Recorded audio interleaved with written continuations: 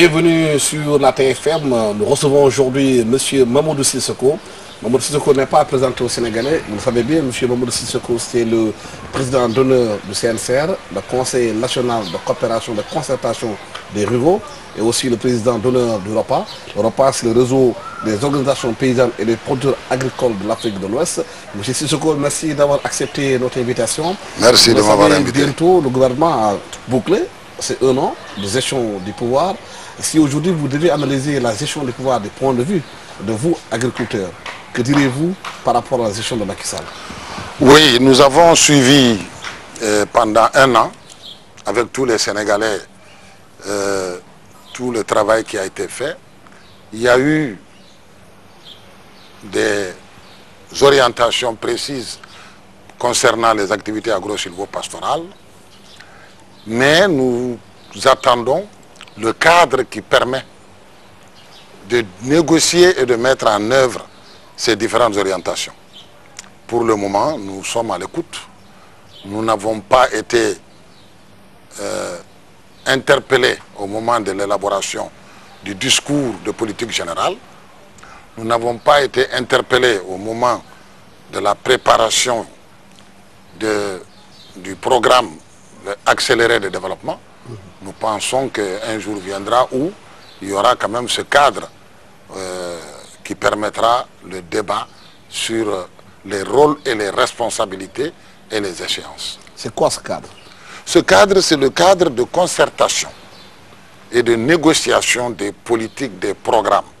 Parce que, comme vous le savez, une chose, et qui est la responsabilité de l'État, c'est de définir des visions, des stratégies et des politiques. L'autre élément, c'est qu'on le fait pour des groupes d'acteurs qui ont les mêmes responsabilités que le gouvernement qui oriente. Et s'il n'y a pas le cadre où ces deux se rencontrent, nous serons tout simplement au niveau d'une clarification des visions et stratégies et non de mise en œuvre. En termes clairs, vous les paysans qui êtes au contact de la terre, qui produisez, vous n'avez pas été associés dans la réflexion pour voir où on doit aller, c'est ça? Non, c'est-à-dire que les priorités dégagées, ce sont des priorités qui ont été négociées dans la loi d'orientation agro-silvo-pastorale. Il y a un programme 2012-2013, mais nous avons appris qu'il y a des sommes importantes sur le budget 2013-2014 qui vont être mobilisées pour les activités agro-silvo-pastorales et halieutiques.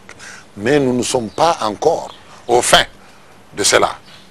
Vers quelle région agroécologique, pour quelle activité précise, avec quel mécanisme et outils pour pouvoir piloter cela. C'est quand même surprenant que le gouvernement dise que son pilier pour développer le Sénégal, lutter contre la pauvreté, créer des richesses dans ce pays, c'est l'agriculture, c'est l'un de ses objectifs, l'une des visions qui a été mise en place, mais que vous, paysans, qui êtes sur le terrain, que vous n'avez pas été associés par rapport à cet argent qui sera dégagé, où est-ce qu'il doit aller, comment il doit servir et comment il doit lutter efficacement contre la pauvreté. Oui, peut-être qu'ils attendent le moment opportun, mais à ce jour, on n'a pas encore ce cadre. Et ce cadre est indispensable parce que c'est autour de la table, avec d'abord des concertations entre les... Parce que nous sommes gérés par plusieurs ministères. Ministère de l'Agriculture et de l'Équipement rural, ministère de l'Environnement et du Développement durable, ministère de la Pêche, ministère de la Famille, des Femmes, etc. Donc, il faut que chaque ministère puisse rencontrer les acteurs qui dépendent directement de son département pour pouvoir rentrer dans les détails de ce que globalement tout le monde sait. Le gouvernement a une volonté pour relancer l'agriculture, pour faire en sorte que nous puissions produire beaucoup, etc. Tout ça, c'est des choses connues.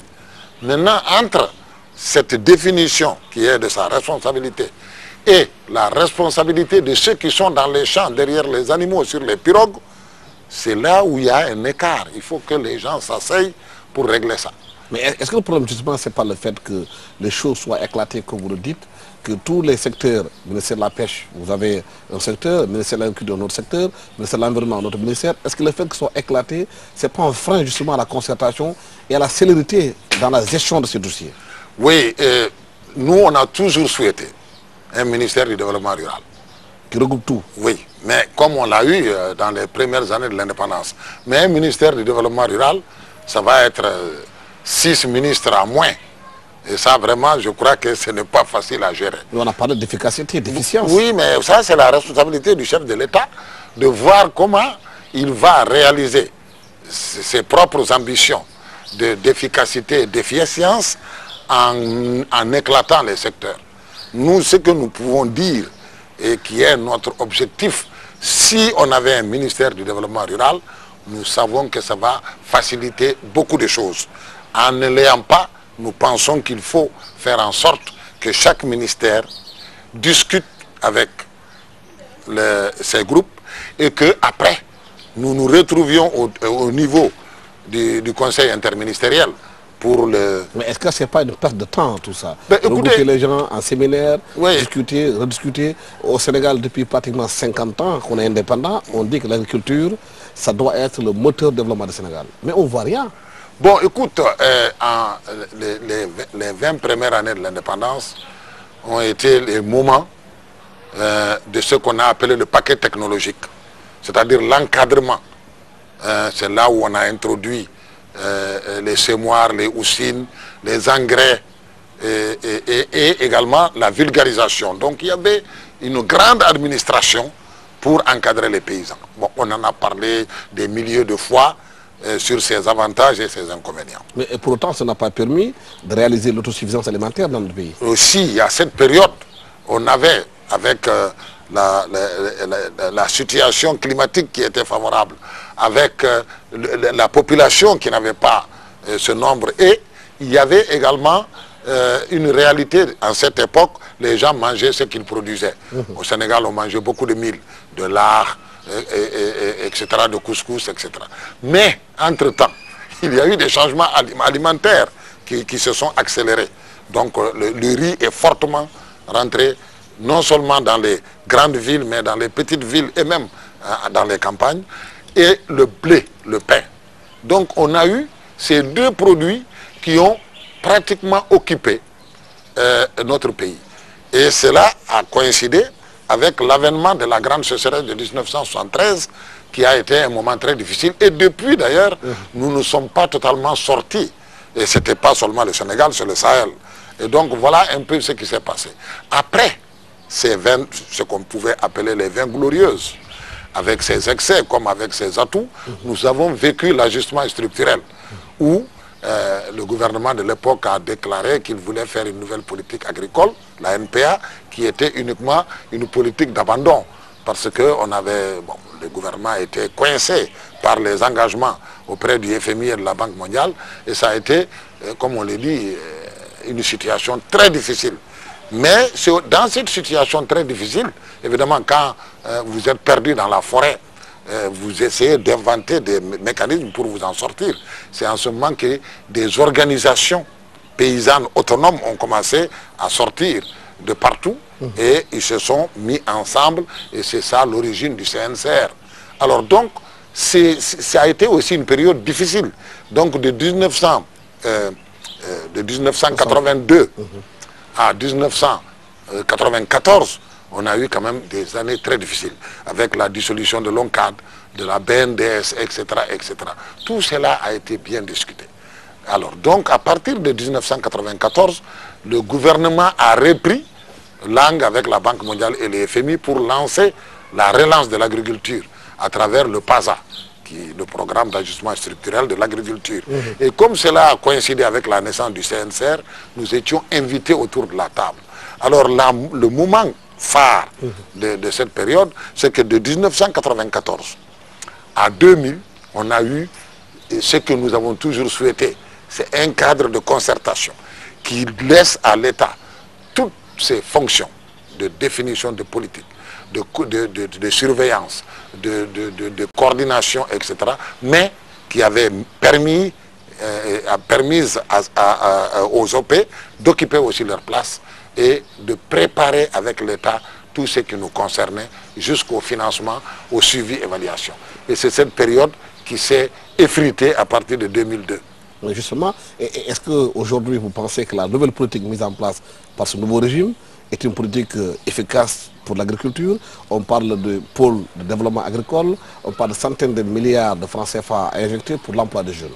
Oui, bon, ce que nous savons par expérience, tous ceux qui sont là, qui m'écoutent, savent que ce n'est pas les milliards qui ont manqué à l'agriculture du Sénégal. Qu'est-ce qui a manqué? Ce qui a manqué à l'agriculture du Sénégal, à l'élevage, à la pêche, c'est une clarification des rôles et des responsabilités et des engagements de chaque parti.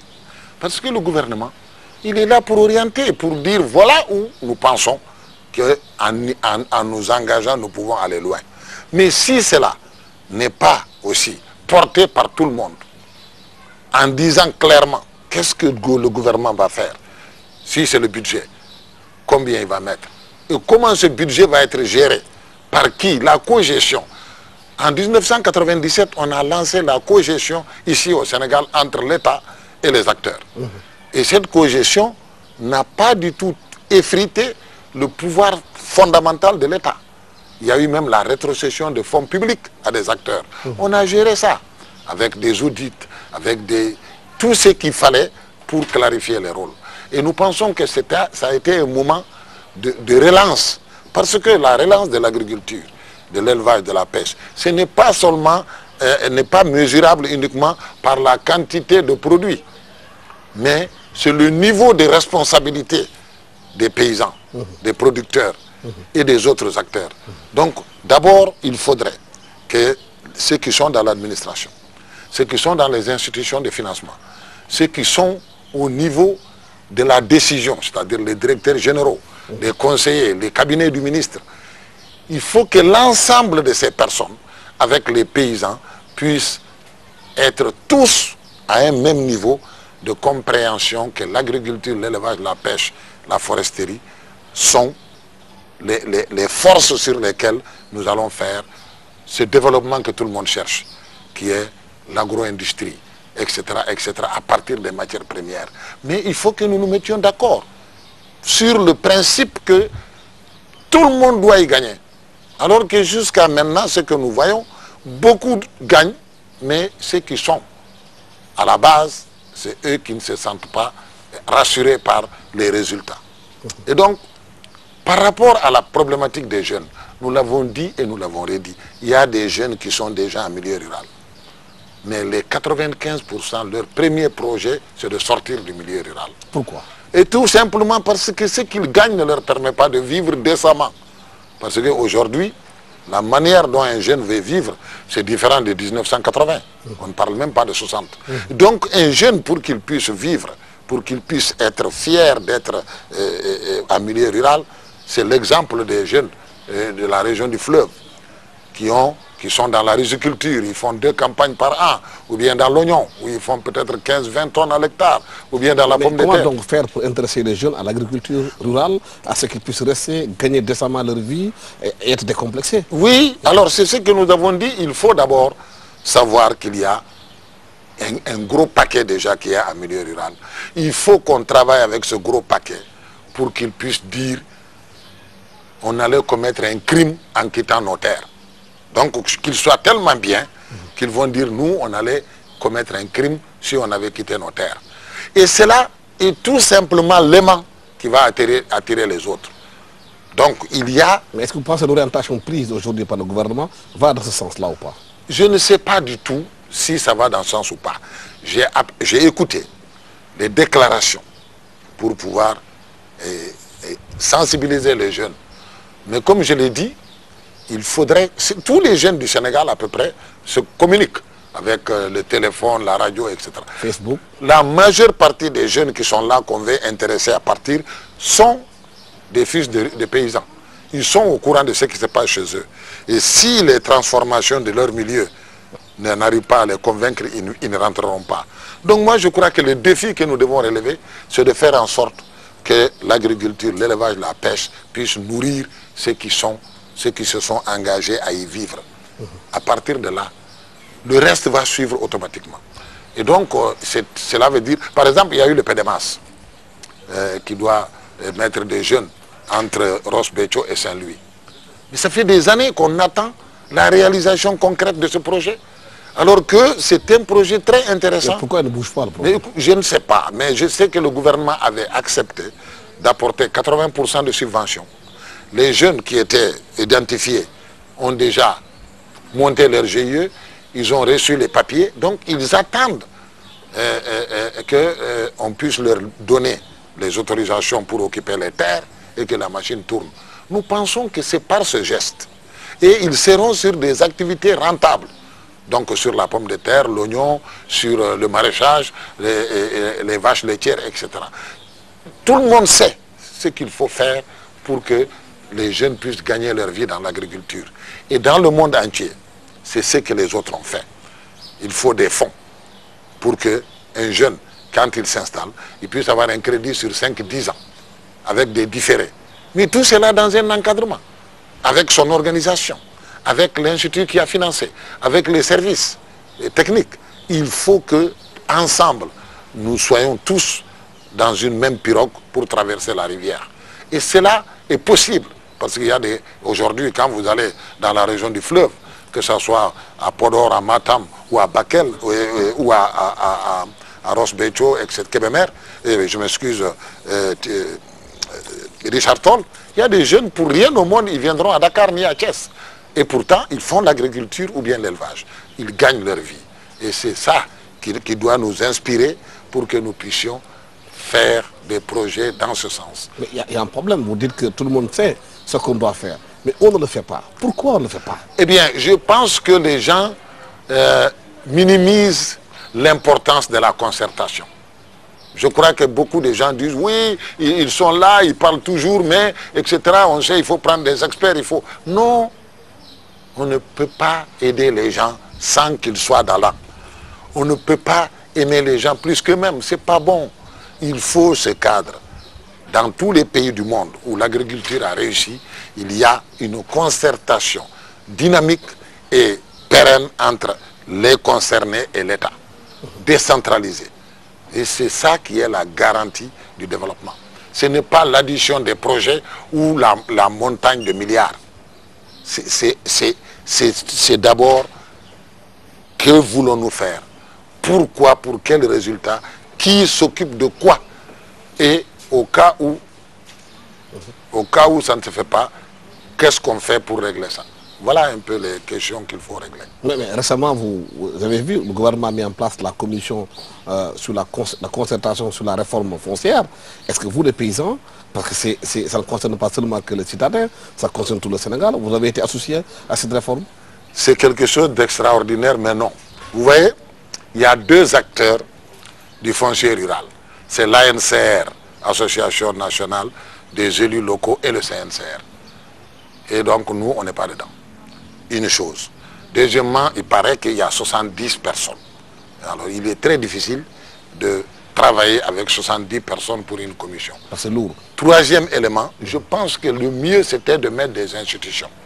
L'ANCR, le CNCR, l'association des maires, l'association des gouverneurs, des conseils régionaux, etc. Et également, faire en sorte que tout le monde se retrouve sur des objectifs précis. Parce que tout le monde n'a pas les mêmes intérêts sur le foncier. Il y en a qui cherchent tout simplement à ce qu'on mette des règles qui permettent à chacun de vendre. Ce n'est pas interdit. Il y en a qui disent, attention, il y a autre chose que la monétisation de la terre. Donc il y a d'abord un premier travail, c'est de mettre les gens autour des principes fondamentaux. Mais si on dit seulement, bon, on va faire une commission, vous allez vous retrouver là-bas, il y a problème. Donc nous sommes surpris que le CNCR n'est pas membre de cette commission. Et nous pensons d'ailleurs qu'il ne peut pas avoir de commission foncière sans le CNCR. Oui. Il y a un autre problème qui a été posé. Récemment, le président de la République était aux États-Unis, à Washington. Il a rencontré le président Barack Obama en lui disant qu'il y a des lourdeurs concernant les procédures pour exporter du Sénégal vers les États-Unis avec le système AGOA. Et que les Américains ont mis en place tellement de mécanismes qui empêchent à notre agriculture de pouvoir exporter notre commerce. Est-ce qu'aujourd'hui, le problème c'est chez nous au Sénégal ou bien c'est ces lourdeurs qui sont en jeu? Oui, il y a eu des études qui ont été faites dans le cadre du PDDA, le programme détaillé de l'agriculture, de développement de l'agriculture en Afrique.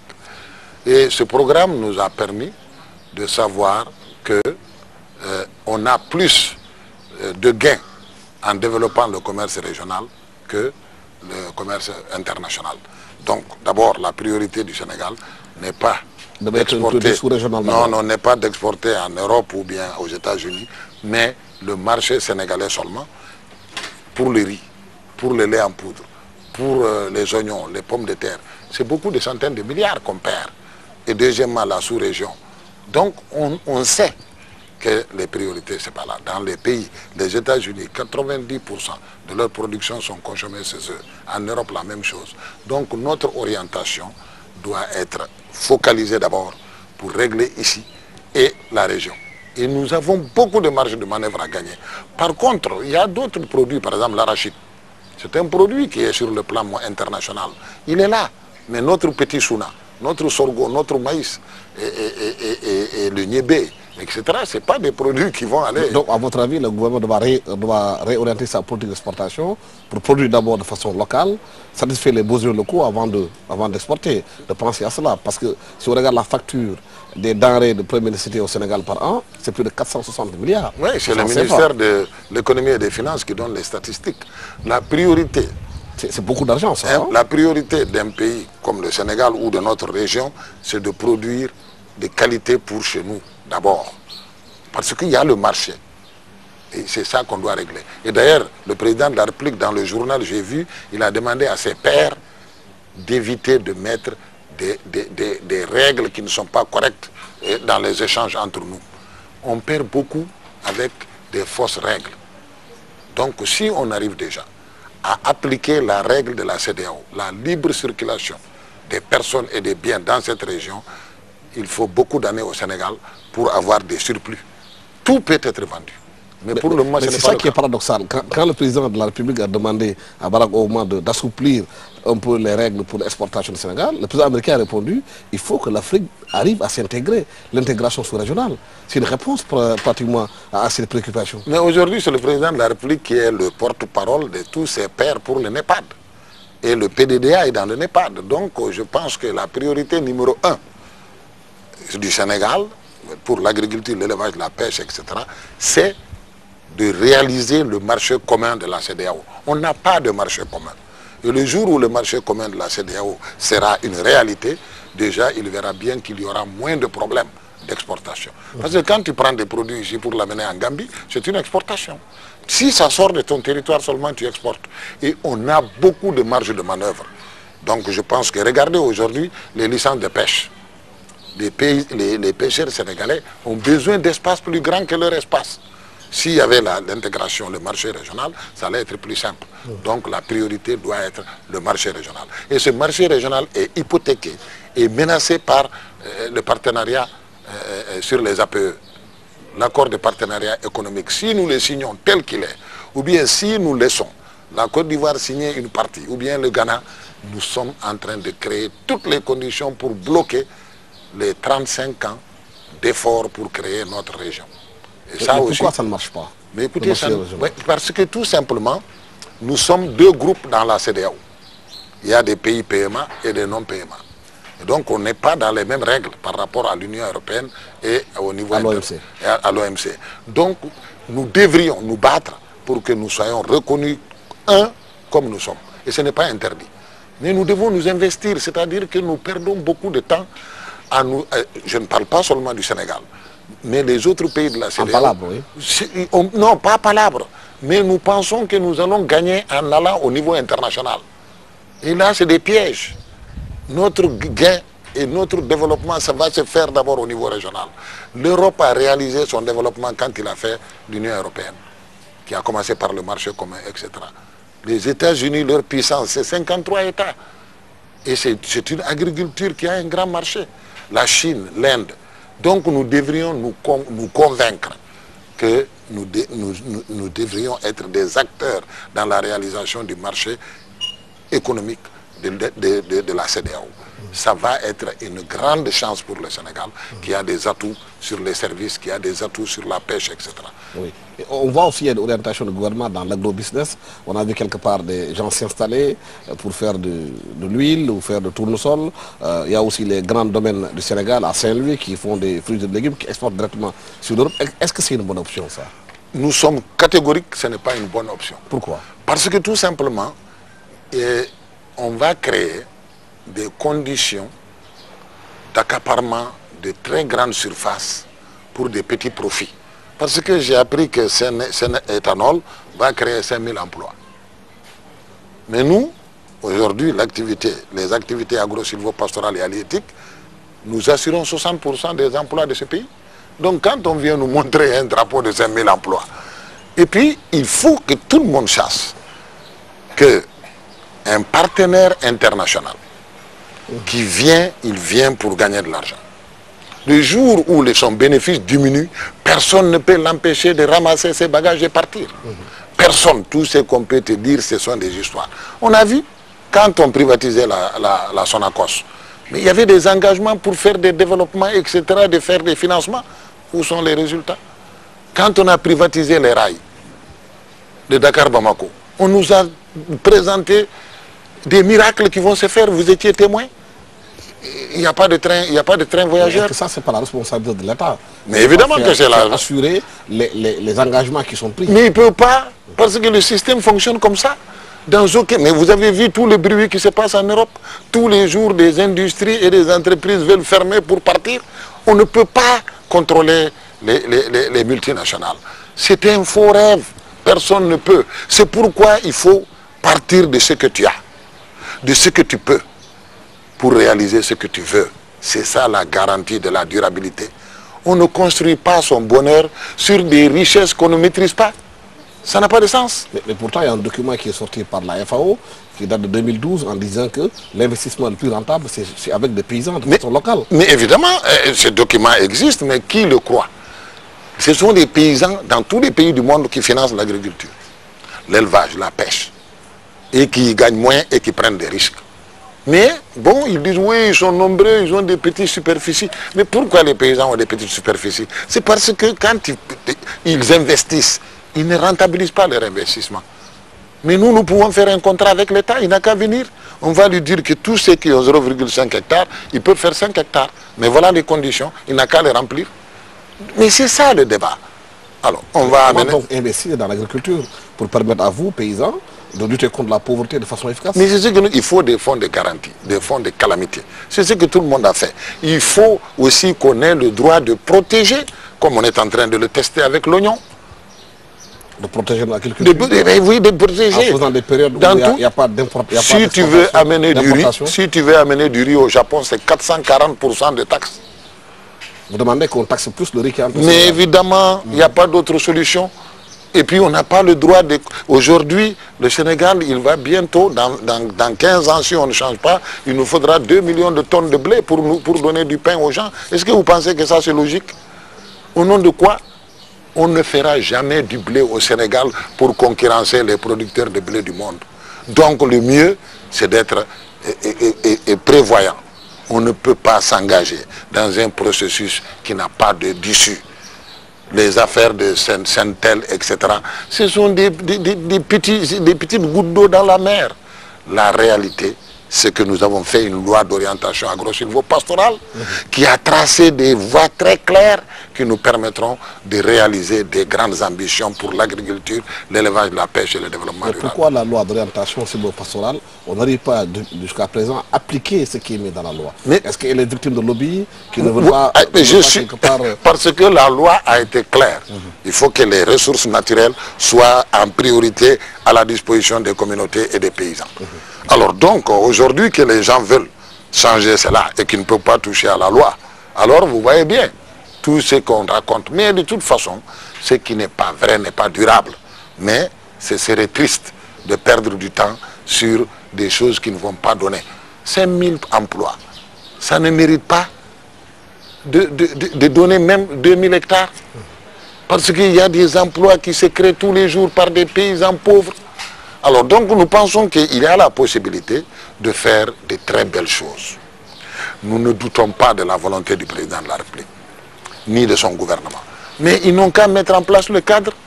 S'il n'y a pas de cadre, il n'y aura pas de réalisation. Vous le dites, vous ne doutez pas de sa bonne volonté, mais s'il n'y a pas de cadre, il n'y a rien. Non, donc, je veux dire, je parle de ça. Non, je parle de son ambition. Je parle de son ambition. Politique réelle d'y aller, oui, mais, et de mettre des choses en place. Oui, je dis, le constat, M. Sissoko, c'est que dans nos pays, il y a trop de discours, il y a trop de belles paroles, il y a trop de promesses. Le problème qui se pose, c'est comment faire pour aller là et maintenant.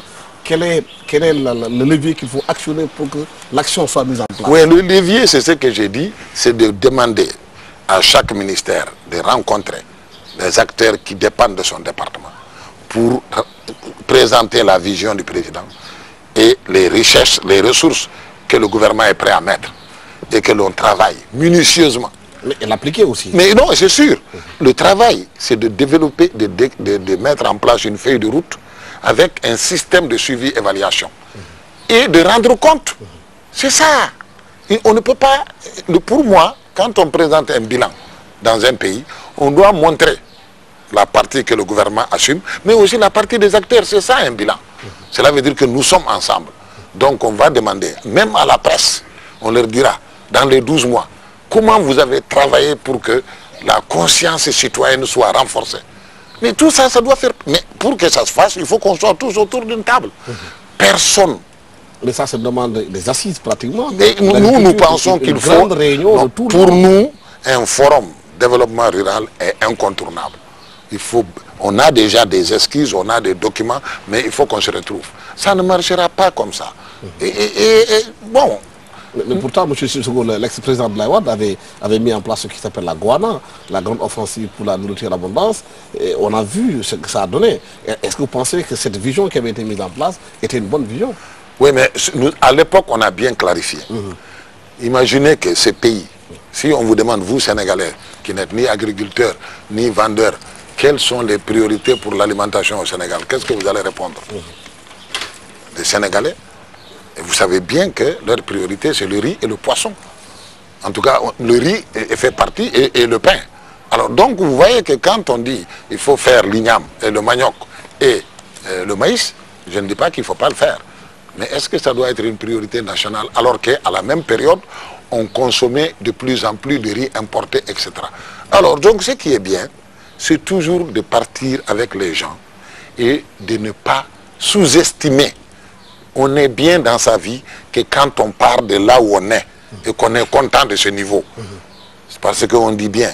Si tu dis que toi tu n'as qu'un âne. On a toujours besoin le plus petit que soit. Non, ce n'est même pas ça. Si toi tu as un âne, l'autre a un camion. Toi tu sous-estimes ton âne et tu n'as pas de camion, tu fais quoi? Donc partons des petits paysans, améliorons pour qu'ils soient des moyens, des grands. C'est comme ça que le monde se passe. On n'est pas grand et on ne peut pas réussir tout par un coup de baguette magique. Ce qui est important, c'est de réunir ce qu'on appelle les petits, de savoir pourquoi ils restent petits et de bâtir avec eux la grandeur pour des résultats qui peuvent permettre à ce pays d'être bien. Et cela ne peut pas se faire sans eux. Le gouvernement a parlé aussi d'un projet où le président a déclaré qu'ils vont chercher 1000 tracteurs qui vont donner aux paysans dans le cadre de l'agriculture. Est-ce que ça aussi, c'est une bonne option? Est-ce que vous pensez que cela peut régler les problèmes? Bon, 1000 tracteurs, c'est pas mauvais. Il suffit de savoir à qui on donne, à quelles conditions. Mais la très grande majorité des paysans aujourd'hui, c'est les charrettes, les semoirs et les houssines qu'ils n'ont plus. Donc ils ont besoin plus de charrettes, de semoirs et des houssines que... Non, il y a aussi peut-être des gens qui... Non, il y a des endroits où les gens ne peuvent... Quand tu vas dans la région du fleuve, il n'y a pas de houssines et de semoirs là-bas. Bon, mais il faut seulement savoir que la majorité des paysans, leur problème c'est semoirs, houssines, charrues et charrettes. Parce qu'aujourd'hui, la charrette coûte tellement cher que si le gouvernement ne trouve pas un mécanisme, les gens ne peuvent pas. Mais est-ce qu'aussi le fait de donner des charrettes, des semoirs et des petites charrues, est-ce que ce n'est pas un problème aussi de cultiver petit pour les paysans? Non. Et aussi le fait que la force de travail utilisée... L'exploitation familiale. On dit que la moyenne des superficies emblavées au Sénégal, c'est 0,5. Mais ça, c'est la personne physique. Alors si nous sommes 15, ça fait combien? Beaucoup. Ça fait 8 hectares. Bon. Alors, si on nous donne les moyens, on peut faire 20. Toute famille qui fait 8 hectares peut faire 20. Alors si tu as 300 000 familles qui font 20 hectares, c'est comme... On peut régler les choses, mais on ne peut les régler que quand on situe les responsabilités.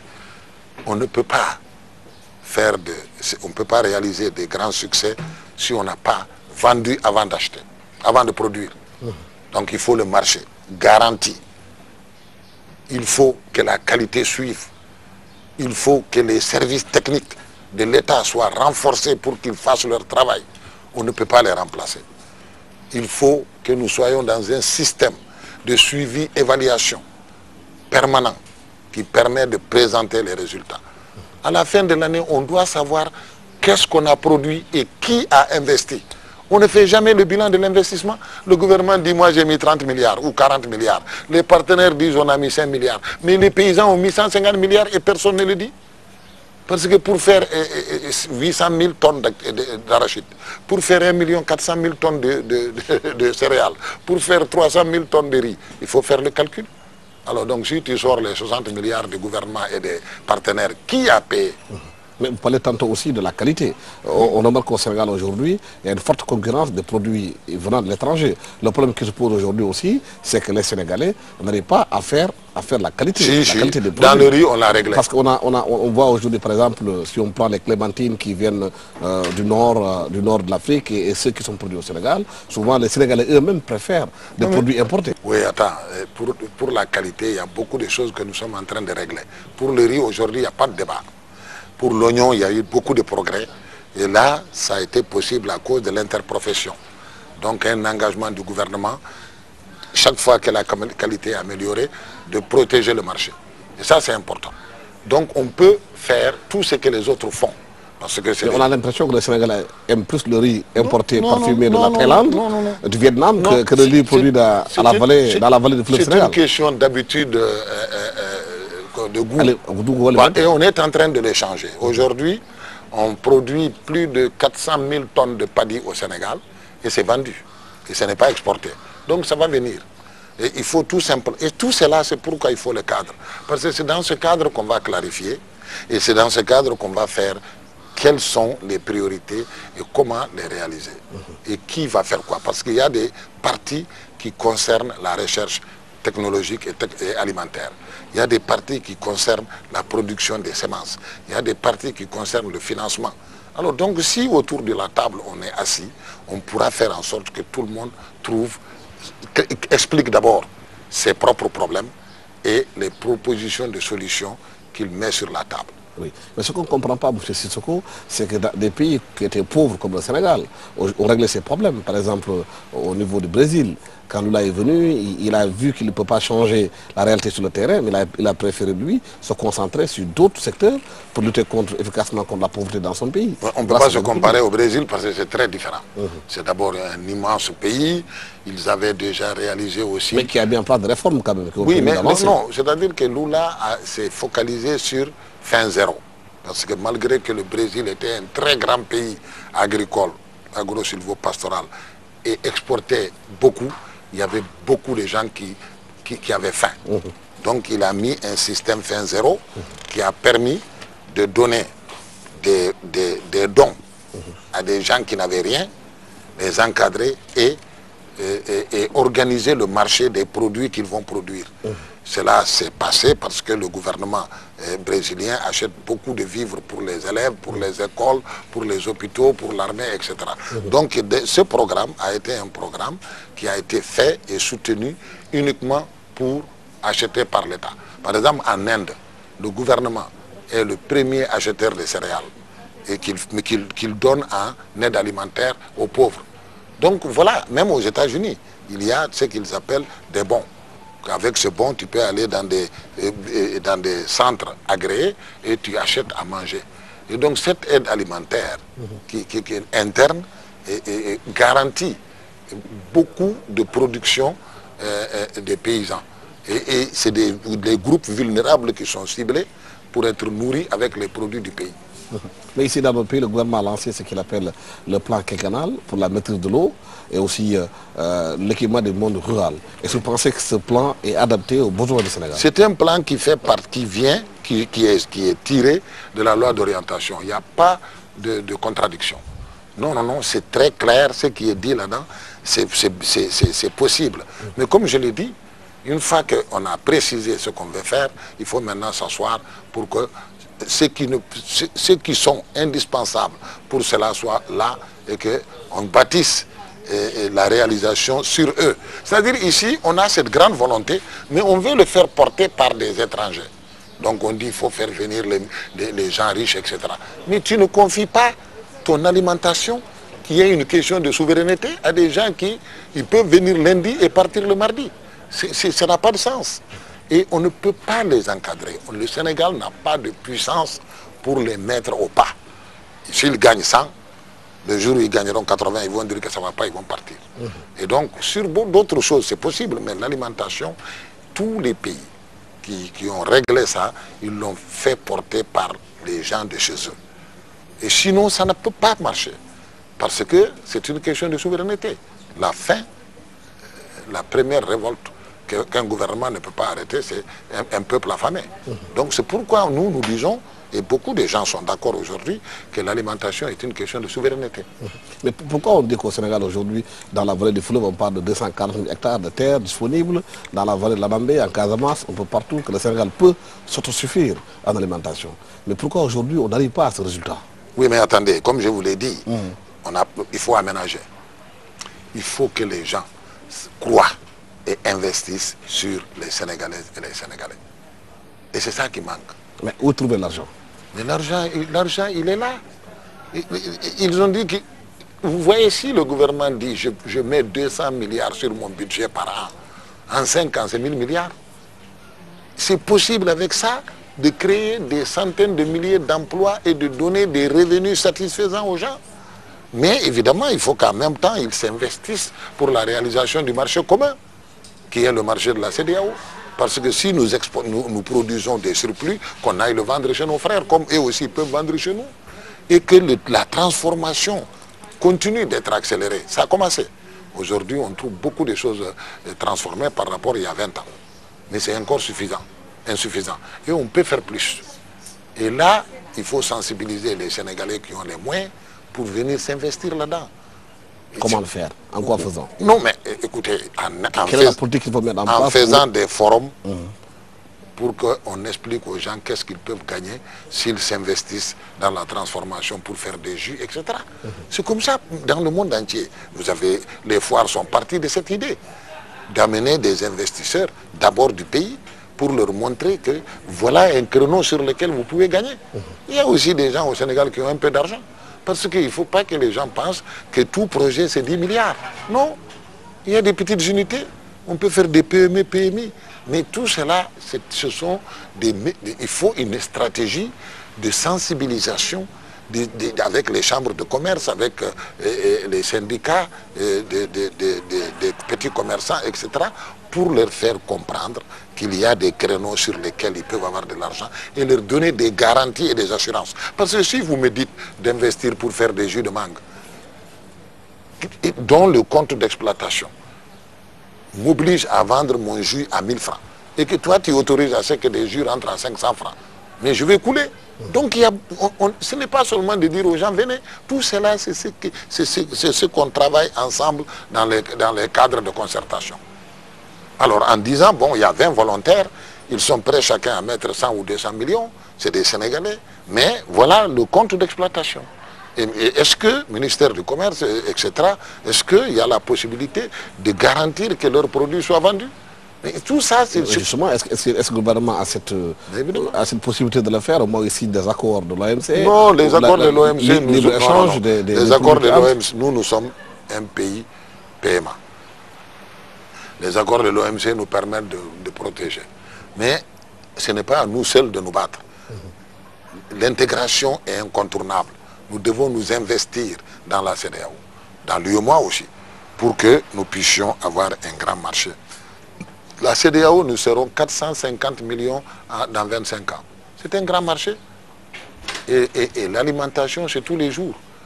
Donc je pense que nous devrions nous mobiliser pour pouvoir réaliser le vrai développement. Mais pourquoi le marché de la CEDEAO ne marche pas? On a l'impression qu'au sein de la CEDEAO, que les gens ne comprennent pas. Quand vous voulez aller au Mali, ou bien au Burkina Faso, ou bien au Bénin à l'aéroport, vous êtes membre de la CEDEAO, vous avez quand même souvent des problèmes. Oui, mais le problème, c'est ce que je vous ai dit, on n'a pas encore mis en place le marché régional. Ce marché régional, nous devons le mettre en place si nous voulons avancer.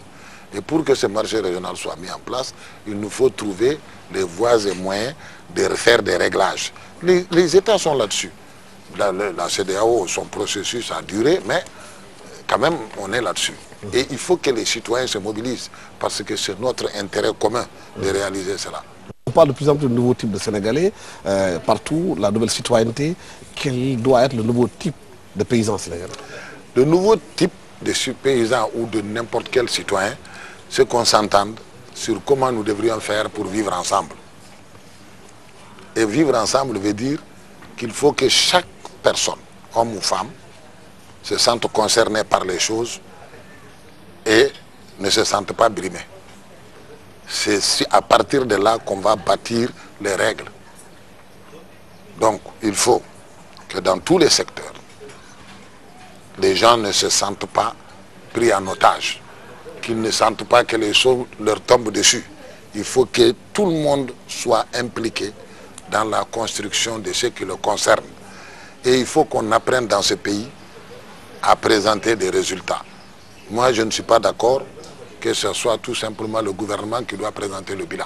Il faut que tous les groupes d'acteurs présentent un bilan, parce que chacun de nous a un rôle à jouer dans le pays. Et cela ne peut se faire que quand le gouvernement prend l'habitude de dire ensemble, développons le pays. Et non de dire nous allons, nous allons, nous allons. Alors il faut amener ce nouveau concept ensemble. Donc chacun, là où il est, il a une responsabilité pour que ça bouge. Mais est-ce que le gros problème, c'est pas parce que vous, les paysans, vous n'êtes pas présents dans les instants de décision, par exemple à l'Assemblée nationale, dans le gouvernement et partout, que vous êtes à l'écart, que les politiciens vous mènent par le bout du nez? Non, je ne pense pas que les politiciens nous mènent par le bout du nez. Parce que nous avons des capacités de résistance, nous avons toutes les lois du pays qui nous permettent de dire non, de faire comme tout le monde. Mais le problème, ce n'est pas ça. Et le vrai problème, c'est que nous n'avons pas dans ce pays encore développé des mécanismes de responsabilisation. Le fait que j'ai voté pour un député ne veut pas dire que je n'ai pris de responsabilité dans ma vie. Le fait que le président soit un président élu de tous les Sénégalais n'enlève à rien nos responsabilités individuelles et collectives. Si on ne joue pas sur ça, on ne va pas s'en sortir. Le président seul ne peut pas faire un pays, le gouvernement seul ne peut pas. Donc il faut qu'ensemble, nous ayons cette nouvelle culture de dire nous avons la responsabilité commune de faire de ce pays ce que nous voudrions qu'il soit. Vous posez là un problème fondamental, Oui. même dans le cadre de la gestion politique Oui. aujourd'hui. Vous savez que l'actualité aujourd'hui, c'est la traque contre les biens mal acquis. On en parle partout au Sénégal. On se réveille, les Sénégalais semblent effarés par des milliards de francs CFA qui ont été dilapidés. Quelle est la position justement des paysans que vous êtes sur l'argent du pays? Parce que pratiquement, c'est vos impôts. Oui, mais nous disons seulement que la gestion transparente des ressources publiques est un gage de citoyenneté et de patriotisme. C'est ce que je dis, quand tout le monde sait que ce qui s'est fait, c'est pour nous tous et que tout le monde y gagne, on met tout le monde autour de la table. Et ça, c'est fondamental. Mais il faut, bon, évidemment, le problème, c'est un dossier que je ne connais pas, mais je dis seulement, ce qui est fondamental, c'est que chacun doit savoir que les élections ne sont pas la fin de ma responsabilité. Malgré que nous soyons tous d'accord pour élire, nous continuons d'assumer nos responsabilités pour que le pays se développe. Voilà. Comment vous, paysans, vous devez faire aujourd'hui à ceux-là à qui vous avez confié les responsabilités politiques de gérer le pays rendre compte? Ah ben, ça se fait au Rwanda comme dans des pays oui, où les gens rendent compte. Oui, nous devrions nous investir. C'est-à-dire qu'il ne faut pas dire que bon, on a élu le conseil rural, c'est fini. Non. Après les élections, nous devrions demander au conseil rural de rendre compte. Et nous sommes majoritaires, il va nous rendre compte, c'est nous qui les avons élus. Mais nous disons, oui, il faut les laisser, c'est lui le président, c'est lui le conseiller. Non, c'est quand on les a élus qu'on doit démarrer le système de suivi. Et donc, il faut que les paysans sachent que les élections qui viennent, ce sont leurs élections. Alors, si maintenant, c'est là où on gère les ressources naturelles. Alors, comme on dit qu'on va aux élections, ils n'ont qu'à prendre les dispositions tirer les leçons du passé pour choisir les personnes qui sont capables de défendre leurs terres, leurs forêts et leur espace. Justement, l'idée a été agitée aujourd'hui que les élections locales, municipales soient faites par un suffrage direct. Est-ce que vous pensez que c'est une bonne idée? En ce moment, les paysans pourront devenir peut-être des maires, devenir peut-être des présidents de conseil rural pour mieux gérer la gestion des terres et de l'agriculture. Moi, je pense que c'est une bonne idée. Il faut seulement prendre des garde-fous pour que cette bonne idée ne soit pas transformée en ethnicisme, en machin, etc., en religion. Voilà, il faut mettre des garde-fous pour que ça ne soit pas uniquement une coalition des Baol contre les Mandingues ou bien des Peuls contre les Sérères. Et puis que ça ne soit pas des problèmes de tariqa. Si on arrive à régler ça, moi je suis d'accord que cela est important. Parce que ça permettra de rendre compte et ça permettra de choisir ce qu'il faut pour gérer le pays. Mamadou Sissoko, merci d'avoir été avec nous dans la question directe pour parler de problèmes fondamentaux ici au Sénégal. C'est l'agriculture. Le gouvernement dit que l'agriculture c'est sa priorité, mais vous pensez que sans concertation, sans cadre défini, normatif et mis en place, rien ne pourra se faire. Merci d'avoir été avec nous dans cette émission pour parler de cette question donc fondamentale qu'est l'agriculture. Merci à toute l'équipe technique de la TFM qui m'a accompagné pour la réalisation de cette émission. Merci à Teroubi qui nous a accueillis dans son beau salon. Merci. Au revoir.